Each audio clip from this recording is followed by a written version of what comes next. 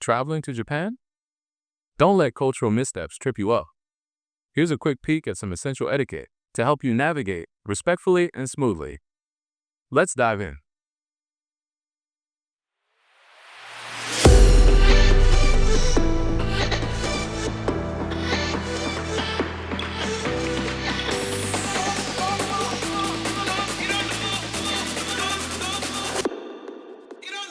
Konnichiwa, travelers. Japan. Ancient temples, neon-lit cities, peaceful gardens, and a culture rich in respect and tradition.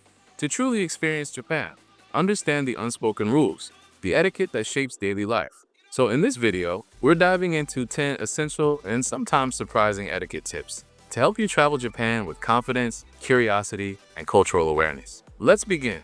Number 1. Bowing. More than just hello. You see it everywhere in Japan, this graceful inclination. It's a universal gesture, a silent language expressing everything from a simple thank you to profound respect, a heartfelt apology, even a touch of humility. Now, there isn't one single right way etched in stone for us travelers, but understanding the context, that's your golden ticket. A quick, almost imperceptible 15-degree dip of the head for those casual hellos, a slightly more pronounced 30-degree bow for more formal settings or when offering an apology. And then there's the deeper 45-degree bow, reserved for moments demanding serious respect or sincere remorse. Here's a fascinating tidbit. You might even see Japanese people bowing while they're on the phone. That's how deeply ingrained this gesture is. When in doubt, a small polite nod will carry you far. Just remember, you're exploring a culture, not auditioning for a martial arts film. Number 2, chopstick rules, the do's and big don'ts. Alright, let's talk about sticks. Mastering the art of picking up that slippery piece of tofu is one challenge, but avoiding a cultural faux pas with those very same sticks? That's a whole other level. Here's your cheat sheet of what not to do, the big no-nos. Never ever stick your chopsticks upright in a bowl of rice. This is a major taboo, as it resembles a funeral offering. Seriously, avoid it. Also, don't pass food from chopstick to chopstick. This mimics a ritual performed with cremated remains. Definitely not dinner conversation. And resist the urge to point, wave, or drum on the table with them. Instead, when sharing food from a communal plate, use the opposite end of your chopsticks, the end you haven't put in your mouth, or simply ask for a separate serving utensil. In many restaurants, you'll find a little ceramic rest for your chopsticks, a hashioki. Use it when you're taking a break from eating. Little details, huge respect points. Number 3, quiet please, especially on trains. Now, imagine a sanctuary of calm amidst a bustling city. That's often the feeling on Japan's public transport. Their public transport system, world-class, efficient, and almost eerily quiet. Talking loudly on trains or buses is considered quite rude. And phone calls? Absolutely out of the question. For most locals, you'll see everyone with their phones on mana mode, essentially silent. Instead, you'll find people engrossed in books, catching up on sleep, or simply enjoying the peaceful ride.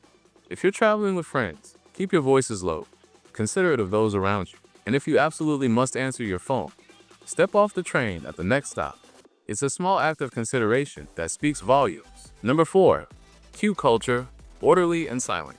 Whether you're waiting for a bus, an elevator and towering skyscraper, or that legendary ramen spot everyone raves about, queuing in Japan is practically a sacred ritual. Forget the pushing, the jostling, the subtle attempts to cut the line. People line up patiently, often in complete silence, an almost meditative state of waiting. Keep an eye out for markings on the ground. They often indicate precisely where you should stand. And even if it looks like there's no line at all, don't assume the coast is clear. Someone might have just stepped away, placing a bag or a small personal item to hold their spot. Yes, that's considered perfectly normal, and surprisingly, completely safe. Trust the process. Number 5, cash is still king. Here's a surprising one for our increasingly digital world. You might picture Japan as a futuristic, completely cashless society, but you might be surprised. Many places, especially in smaller towns and those charming traditional establishments, still have a strong preference for good old physical yen. Even some major restaurants might not accept cards. And here's a fascinating little detail. You don't just slap the money down on the counter. You place it gently on a small tray by the register. It's a subtle gesture that exudes courtesy, professionalism. So, pro tip, always keep some yen in your wallet. But for convenience in the big cities, an IC card like Suica or Pasmo can be your best friend for trains and some smaller purchases. Number 6, No tipping, ever. Now this one might feel counterintuitive to many of us. One of the biggest surprises for travelers from Western cultures, tipping is simply not expected and can even be perceived as a bit odd, sometimes even offensive. Excellent service isn't something you pay extra for. It's the standard. It's woven into the fabric of Japanese culture. If you leave money behind, the staff might actually chase after you to return it. If you truly want to express your gratitude, especially in more personal settings like a stay at a family-run ryokan, consider presenting a small, beautifully wrapped gift called an omiyage. But for restaurants, taxis, or salons, a sincere arigatou gozaimasu, thank you very much, accompanied by a smile, is the perfect expression of your appreciation. Number 7. Be on time. Always, listen carefully to this one. In Japan, time isn't just a suggestion. It's treated with profound respect. Whether you're meeting a friend for coffee or catching a bullet train, being even a few minutes late is considered impolite. Seriously, trains operate with incredible precision, sometimes departing to the very second. And if, by some rare chance, there is a delay, you might receive a formal apology and even a printed excuse slip for your employer. Aim to arrive 5 to 10 minutes early whenever possible. It shows that you're thoughtful, reliable, and culturally aware. Punctuality speaks volumes. Number 8. Bathing etiquette, the onsen experience. Now, prepare for a truly unique cultural experience.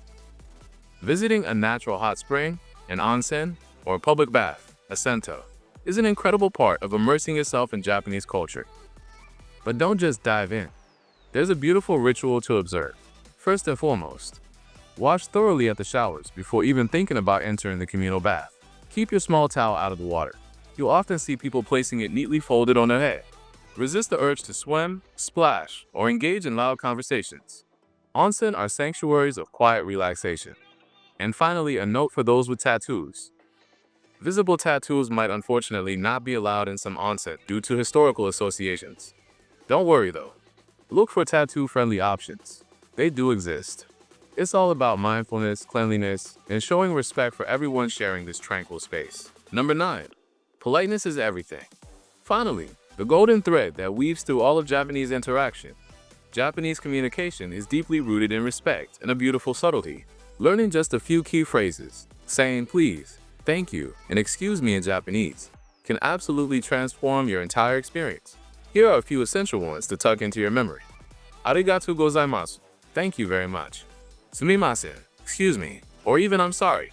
And onegai shimasu, please, use when you're asking for something. But it goes beyond just words. Even your body language matters. Avoid pointing directly at people. Maintain gentle eye contact and show your appreciation with a small bow or a nod. It might feel a little unfamiliar at first, but trust me on this. These small gestures go an incredibly long way in Japan. Number 10. Slurping is polite. Really? Wait, there's one more. A truly surprising one for many of us. In many countries, that loud sucking sound while you eat is a major no-no.